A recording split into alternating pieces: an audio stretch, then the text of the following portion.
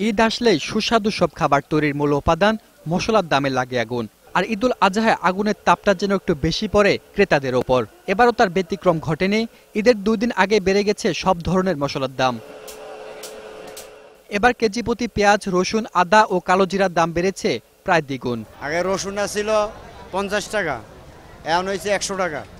আদা ছিল 50 টাকা, তা হয়েছে 100 টাকা। কালো জিরা খাওয়ার জিরাটা আগে ছিল 200 টাকা, এখন 400 টাকা। আর পাক করার যে রান্না করার যে জিরাটা সেটা আগে 350 টাকা, এখন 370-80 টাকা। কেজি প্রতি লবঙ্গ বেড়েছে 100 টাকা।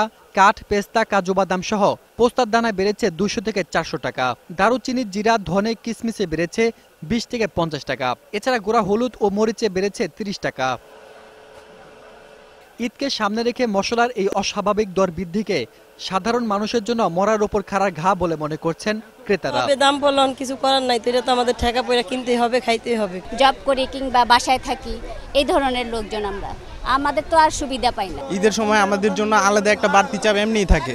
এর উপরে যদি মশলা, তারপর তরি তরকারি সবকিছুর দাম বৃদ্ধি পায়, তাহলে আমাদের জন্য তো একটা মরার উপর খাড়া ঘা চলে আসছে না। তবে বিক্রেতারা বলছেন, দেশের অধিকাংশই মশলা আমদানি করা হয় বিদেশ থেকে।